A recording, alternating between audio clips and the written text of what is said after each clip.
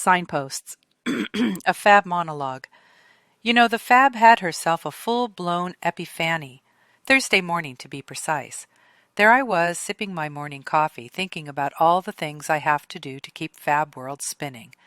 I was looking around, and then I saw it.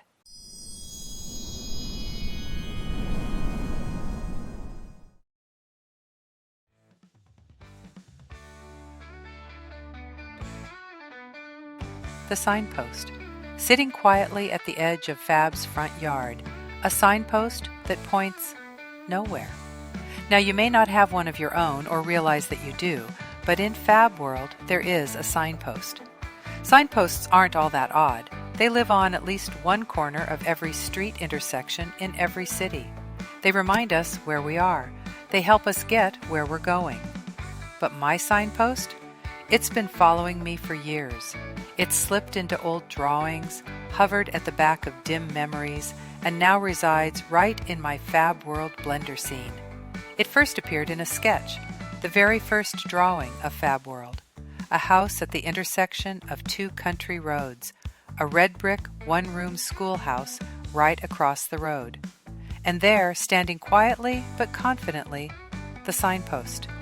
It held 3 painted wooden signs, blue, yellow, red, pointing in different directions with cheerful determination and absolutely no indication of what they were pointing to. When I first drew it, I knew the signs should say something. They should point somewhere, but I didn't have the faintest idea what they should say. So I left them blank. Cheerful, brightly colored, blank. And I left them that way for decades. Because while I knew where I was, of course, I hadn't the first clue where I was going. I didn't even know where I wanted to go.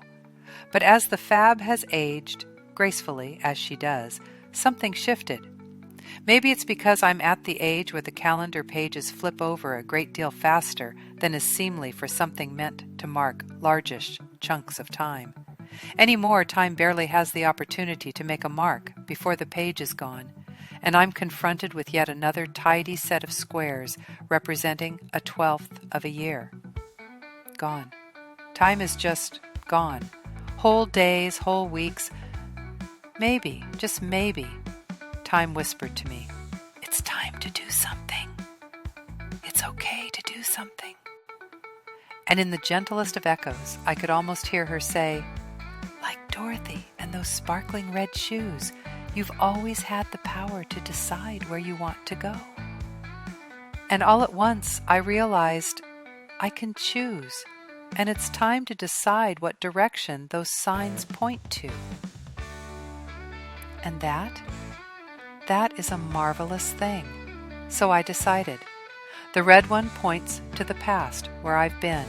It's filled with stories, triumphs, mistakes, hot coffee, and cold river water. The blue one? That's Fab World, right now. The present moment, where wonder still grows wild and untamed. And the yellow one? The future. And this time, I'm not waiting politely to see where the signs want to point. I'm choosing. People ask sometimes, "Fab, why don't you just live in the real world?" Well, darling, I do. I just happen to see the real world through a slightly more flattering lens, one with sparkles and talking sunflowers and the occasional squirrel insurrection. Fab World isn't escapism.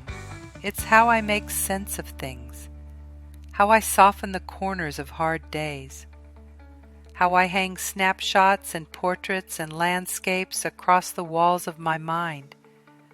It's the truest version of me you'll ever meet. I'll spare you the part where I spent half an hour trying to get my eyeliner even, and still ended up looking like a raccoon in mourning. So here's the thing, friend. If you've ever had a signpost in your own mind that you allowed to stay blank, if you've ever wondered whether your inner world counts, if you've ever feared that you're too old or too strange or too tired to start choosing your own direction, I'm here to tell you, you can write on your signs now. You get to decide. And for what it's worth, I think you turned out kind of wonderful.